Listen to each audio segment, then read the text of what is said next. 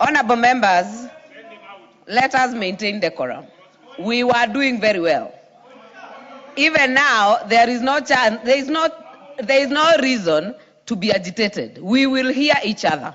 So, honorable members, I know many of you are really pushing buttons today, but allow us, no, I'm not sending anyone out. And do not do the speaker's work. Do not do the speaker's work. I will give you, Honorable Kalasinga, what is out of order? It is not only you, Honorable Ngogoyo. Honorable members are raising points of orders. Madam Speaker. I will indulge Honorable Kalasinga. Madam Speaker, is Honorable Murugara in order to insinuate that the current Deputy President was elected by the people of Kenya? They were not. He was appointed by a few executives. Madam Speaker, can he purport to be telling us about the Deputy President who was not elected on the ballot? On the ballot, Madam Speaker. Honorable Murugara. Thank you. Thank you very much. You know, it is important I remind you that I am a seasoned lawyer in this country, and everybody knows it. Nobody would ever point a finger at me. In this country, you do not elect a deputy president, my friend. Deputy presidents are nominated. Read your law. We never casted any votes for a deputy president, and we will never do so. Even regarding Gachagua, we did not vote for him. What is out of order? We voted for only the president. Hold on, Murugara. His name appears with a nominated deputy president. Honorable Ngogoyo, what is out of order? And shouting at the speaker does not add to your cause. What is out of order? Madam Speaker, and Madam Speaker, you know I have a lot of respect for you. I stand understanding Order 97. 1, a member cannot speak on a question twice. The Honorable Murugara spoke yesterday on this question. On what? On this question, on the supplementary budget. He's speaking for the second time. You cannot speak on a matter twice, Madam Speaker.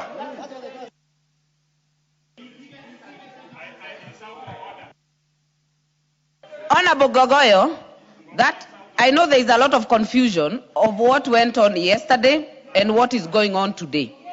Honorable members, be guided that yesterday was the report, which was very different, which is very different from what we are dealing with today. This bill has just been moved today. Yesterday was something very different.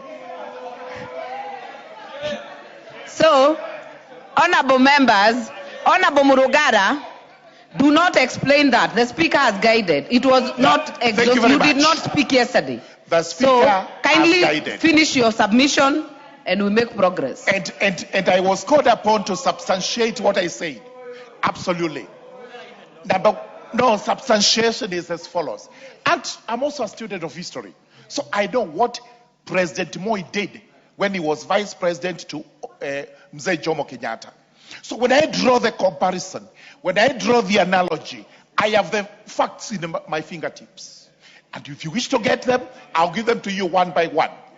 We must absolutely, we have said we are allocating 200 million to the office of the deputy president.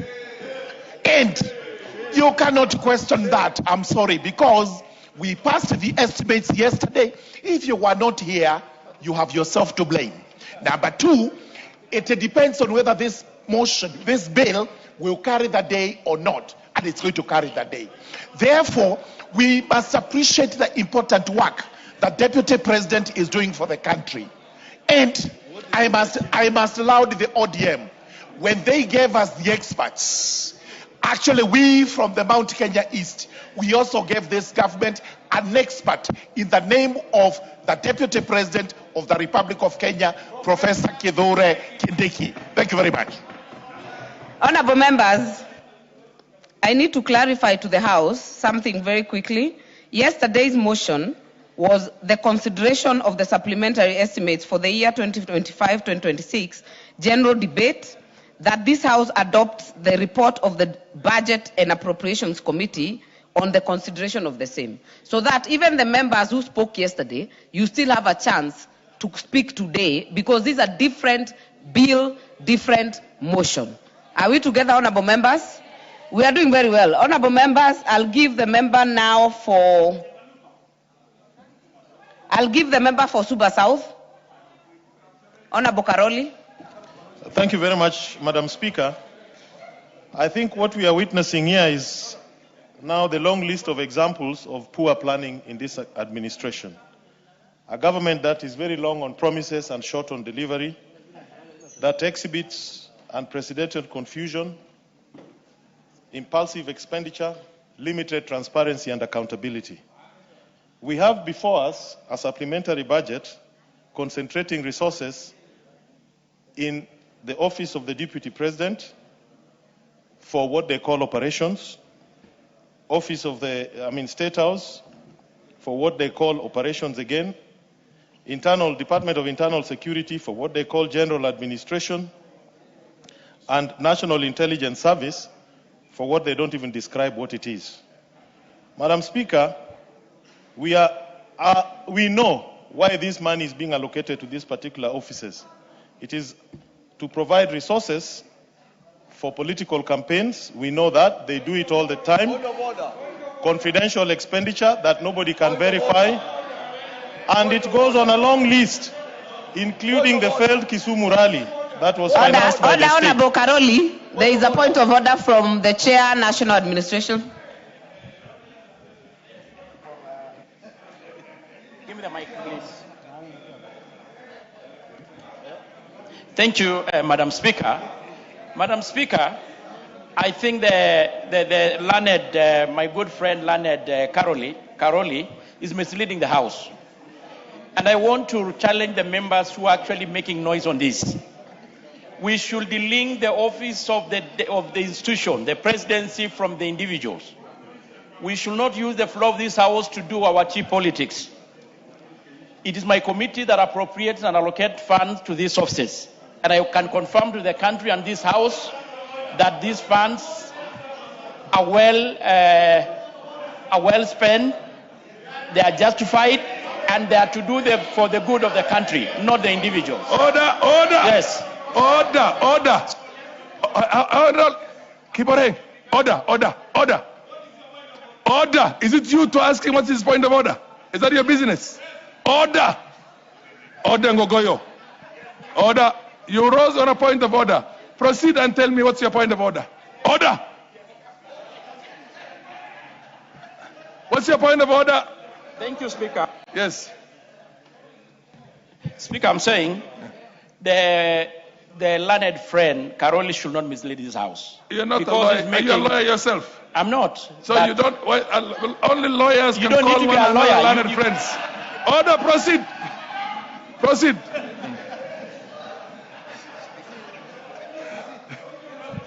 He's my friend, but he's not learned. Honorable Speaker. Okay, yeah.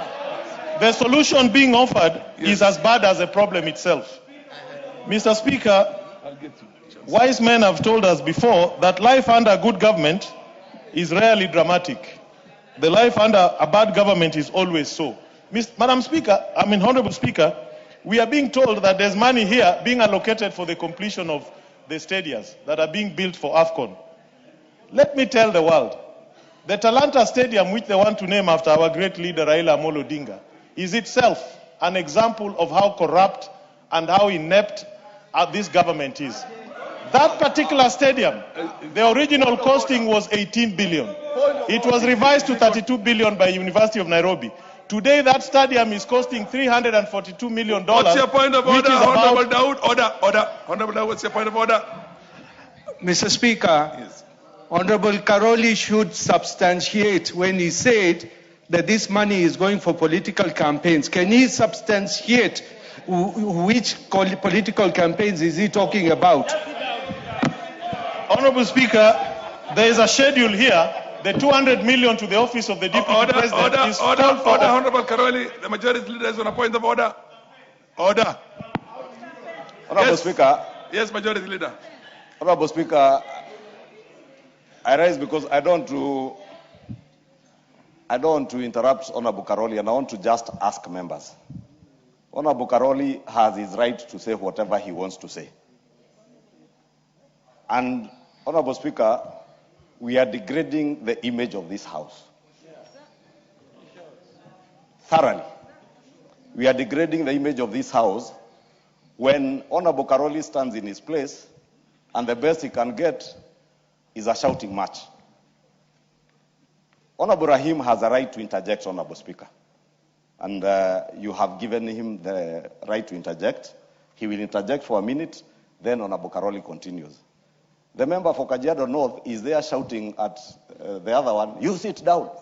And Honorable Speaker, you have rightly told the member for Kajiado North, Honorable Ngogoyo, you are the one presiding the House. I really want to beseech you, members. Let us not degrade ourselves to the level we are degrading ourselves, to a level worse than county assemblies, honestly. We should allow, this is exactly what I'm speaking about. Order. And you know, Honorable Speaker, order.